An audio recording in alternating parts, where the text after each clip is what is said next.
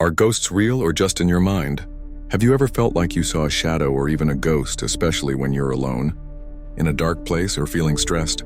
Many people have this experience, and it can feel so real that we're convinced it's a supernatural entity. But what if what you saw wasn't a ghost but a projection of your own mind? In fact, scientific research and psychological explanations show that what we often perceive as a ghostly apparition is actually a type of hallucination. The science behind ghost sightings. A study from Harvard Medical School found that a lack of sleep can trigger abnormal activity in the visual cortex of our brain. This activity can cause us to see shadows or figures that aren't really there. So when you're sleep deprived, your brain might be creating its own version of a ghost. Furthermore, a study in the Journal of Nervous and Mental Disease noted that around 30% of psychiatric outpatients experience visual hallucinations without any symptoms of schizophrenia. This means hallucinations can be caused by various other factors, not just severe mental disorders. Why does our mind create ghosts? There are several psychological reasons why these hallucinations might occur. Pareidolia. This is the brain's tendency to recognize faces or figures in random shapes, like a shadow on a curtain or a pile of clothes on a chair. Our brains are wired to look for familiar patterns, and sometimes this can result in the perception of a human-like figure. Mental exhaustion. When you are under a lot of pressure or severe stress, your mind can become incredibly tired. This mental exhaustion can trigger visual and auditory illusions, where you might see shadows or hear noises that are not real. Past trauma. Unhealed emotional wounds can manifest as internal projections in the form of a ghostly figure. The ghost you see might actually be a manifestation of unresolved trauma.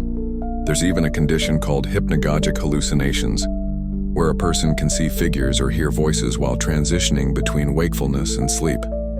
This can feel incredibly real and frightening, but it's merely a transitional state for the brain. Don't panic, you're not crazy. If you often experience this, don't worry, you're not crazy. You might just need time to heal. You can try these self-care steps to help manage hallucinations. Improve your sleep routine. Sleep deprivation is strongly linked to hallucinatory perceptions. Make sure you get 7-8 hours of sleep every night. Practice mindfulness and meditation. These techniques can help your mind stay grounded in reality, rather than in fear.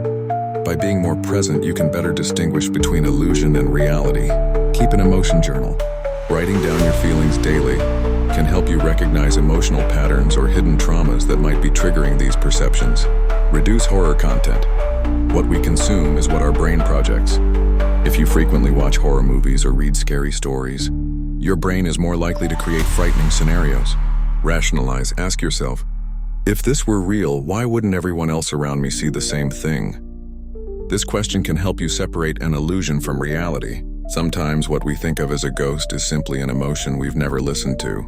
By combining a scientific approach, subconscious psychology, and modern spirituality, you can find the root of your inner trauma, shift your mindset from fear to self-control, and heal from within. Remember, you're not crazy, you just haven't healed yet. If this video was helpful, please don't forget to like, subscribe, and share it with your friends. Also, check out our other videos for more interesting insights on psychology and self-development.